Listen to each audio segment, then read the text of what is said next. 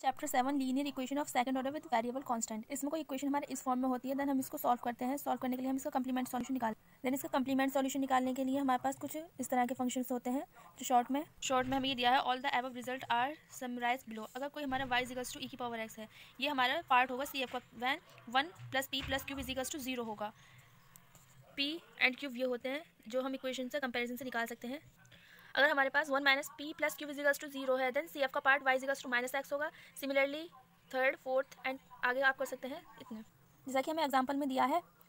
हमने इसको इस तरह से नोट डाउन कर सकते हैं। अब हम इसको इसकी जनरल इक्वेशन से कंपेयर करेंगे। कंपेयर करने पर हम देखते हैं p की वैल्यू, q और r इनकी वैल्यूज आ जाती है। देन अब हम इसको सॉल्व करने के लिए, इसका सी एफ का पार्ट निकालने के लिए हम अपने फॉर्मूलेज जो हमारे यहाँ पर हैं उनमें अप्लाई कर देखेंगे। देन हमारा ये वाला फॉर्मूला यहाँ पर एप्लीकेबल हो जाता है।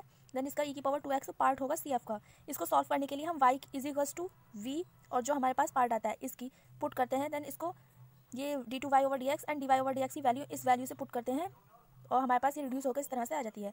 देन हम p को पुट करते हैं dv/dx के लिए और इसको रिड्यूस करके इस तरह से आ जाती है। हमारे पास लीनियर डिफरेंशियल इक्वेशन है, हम उसकी तरह सॉल्व कर लेते हैं। सॉल्व करके ये कुछ इस तरह से आती है। देन हमें v की वैल्यू निकालनी है। v की वैल्यू के लिए हम इसको इंटीग्रेट कर देंगे। इंटीग्रेट करने पर हमारे पास v की वैल्यू आ जाती है। सिंस हमारे पास y की सॉल्यूशन निकालना है, देन y हमने वहाँ पुट करा था v इक्वल्स टू e की पावर 2x। देन v की वैल्यू यहाँ से पुट कर देंगे। इस तरह से सभी क्वेश्चन होते हैं। सेकंड है removal of the first derivative. इसमें भी हमारे कुछ इक्वेशन इस तरह से ही दी होती है। इसके सॉल्यूशन के लिए हम y इक्वल्स टू u भी पुट करते हैं, जहाँ u हमारा कोई फंक्शन होता है x का। u को हम इस तरह से मान लेते हैं, कोई u दिया है और ये इक्वेशन रिड्यूस्ड होकर हमारी इस तरह से आ जाती है, जहाँ x की और y की वैल्यू कुछ इस तरह से होती है। इसी तरह हम इसे सॉल्व करेंगे। जैसा कि हमें क्वेश्चन दिया गया है, हमने इसे जनरल इक्वेशन से कंपेयर करा, p q r की वैल्यू आ गई। हम एक u चूज़ करते हैं, u जिसका फॉर्मूला ये होता है इस तरह से। देन हमारे पास u की वैल्यू आ गई। अब हम solution y equals to u put करते हैं, देन इक्वेशन रिड्यूस्ड होकर ये आती है। यहाँ पर x और y जो कि हमने फॉर्मूले दिए हैं यहाँ पर, इनकी हेल्प से निकालते हैं और इसमें पुट कर देते हैं इस इक्वेशन में। देन हमारे पास ऑक्सिलरी इक्वेशन निकाली और सी एफ आ गया। सिंस यहाँ पर हमें क्यूब दिया है इसलिए हमें यहाँ पर पी आई निकालना हो। देन हमने पी आई निकाल लिया और वी की वैल्यू आ गई। देन हमें वाई की वैल्यू निकालनी है जो कि हमारे पास यू वी थी, वो यहाँ पुट कर दी और आंसर आ जाता है। थर्ड पॉइंट है transformation of the equation by changing the independent variable. इसमें हमें इक्वेशन दी होती है let the independent variable be change from X to Z. हम एक्स से जेड में कन्वर्ट करते हैं, Z equals to F X से। देन ये कन्वर्ट होकर हमारी इस तरह से आ जाती है और यहाँ पर P1, Q1 और R1 की वैल्यूज़ ये होती हैं। हम इसको सॉल्यूशन के लिए क्यूब की जगह इस फॉर्मूले को पुट करते हैं, कोई a² मानते हैं और यहाँ से हमारे पास dz/dx की वैल्यू आती है। देन हम z की वैल्यू निकाल सकते हैं यहाँ से और इन वैल्यूज़ को पुट करके P1, PQ और R1 की वैल्यू निकाल लेते हैं और ये सभी वैल्यूज़ हम इस इक्वेशन में पुट कर देते हैं जो कि हमारी क्वेश्चन 2 होती है। हमारे पास एक क्वेश्चन जैसा कि हमें क्वेश्चन में दिया गया है। देन हमने इसे कन्वर्ट कर लिया, कंपैरिजन करके पी क्यू आर की वैल्यू निकाली। अब हमने इंडिपेंडेंट वेरिएबल को एक्स से जेड में कन्वर्ट करा, Z equals to F X relation से, और ये क्वेश्चन कुछ इस तरह कन्वर्ट हो गई। P1, Q1 और R की वैल्यू इस तरह से फॉर्मूला हमने रख दिया, इन्हें निकालनी है। Then Q1 is equals to, हम ये फॉर्मूला होता है यहाँ से इसमें पुट कर दिया, हम इसको -1 मान लेते हैं और -1 मानने के बाद हमारे पास dz/dx की वैल्यू आती है और इसके हेल्प से हम z की वैल्यू निकाल लेते हैं। अब इन वैल्यूज़ को पुट करके हम P1 एंड Q1 की वैल्यूज़ निकालते हैं। इनकी वैल्यू फिर हम इक्वेशन 2 जो ट्रांसफॉर्म्ड इक्वेशन है उसमें पुट करते हैं।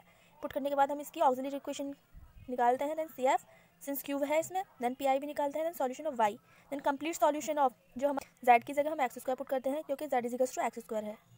नेक्स्ट है हमारा method of variation of parameter. से हम एग्जांपल के थ्रू समझते हैं। हमारी इक्वेशन दी होती है, क्वेश्चन दिया है, देन हमें इसकी सी एफ निकालना है। सी एफ निकालने के लिए हम ऑक्सिलरी इक्वेशन निकालेंगे और देन हमारे पास सी एफ की वैल्यू आएगी, वही वैल्यू हमारी वाई की होगी। ओनली हम सी एफ निकालेंगे। देन यहाँ पर हमारे C1 एंड C2 कौन, देन हम इसको कोई कंप्लीट प्रिमिटिव मान लेते हैं जहाँ a और b हमारे कोई फंक्शंस होते हैं। इसको सॉल्व करने के लिए हमें यहाँ पर d2y/dx की वैल्यू चाहिए। देन इसको हम 2 बार डिफरेंशिएट करेंगे। फर्स्ट बार हमने डिफरेंशिएट करा, डिफरेंशिएट करने पर ये आ गया। देन अब हम इसको इस तरह से चूज़ करते हैं कि जो डेरिवेटिव वाले टर्म्स होते हैं कि ये 0 हो जाएँ। देन हमारे पास जो डेरिवेटिव वाले टर्म है 0 करने के बाद ये dy/dx की वैल्यू आ जाती है। देन हम इसको अगेन डिफरेंशिएट करते हैं। अगेन डिफरेंशिएट करने पर हमारे पास अगेन फिर इसकी वैल्यू इस तरह से आ जाती है। इन वैल्यूज़ को हम इक्वेशन 1, इन वैल्यूज़ को हम गिवन इक्वेशन में पुट कर देते हैं। देन हमारे पास ये आ जाती है। अब एक ये वैल्यू इन सेकंड जो हमने चूज़ करी है 0 के इक्वल, इन दोनों की हेल्प से हमने a/dx और db/dx की वैल्यू निकाली। देन हमने इनको इंटीग्रेट कर a और b की वैल्यू निकालते हैं और इसकी वैल्यू क्वेश्चन 1 में पुट करते हैं तो हमारे पास कंप्लीट आंसर आ जाता है। इसका अल्टरनेट मेथड भी है लेकिन हम फर्स्ट मेथड से यूज़ करते हैं। नेक्स्ट होता है मेथड ऑफ ऑपरेशनल फंक्शन। इसमें इक्वेशन इस तरह से दी होती है, इसे हम एग्जांपल के थ्रू समझते हैं। हमें कि ये इक्वेशन दी है, देन हमने इसको सिंबॉलिक फॉर्म में कन्वर्ट कर दिया। कन्वर्ट करने के बाद हमने इसको फैक्टराइज करा, फैक्टर हमारे इस तरह से आ गए। इसमें यही है कि अगर हम d-1 को पहले लिख लेते हैं और इसको बाद में लिखते हैं, देन इसका जो प्रोडक्ट आता है वो ये डिफरेंट इक्वेशन देता है।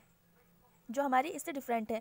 इसलिए हम प्रोडक्ट को इस तरह से जो टर्म है उनको इस तरह से पुट करेंगे कि हमारा जो प्रोडक्ट है वो करेक्ट आना चाहिए। ये कह रहा है note that the factor are not commutative because the expression this give this function. Then हम जो भी फंक्शन होते हैं उसमें सेकंड वाला टर्म जो होता है उसके y के साथ उसको v पुट करते हैं और इन वैल्यूज़ को इस इक्वेशन में पुट करते हैं।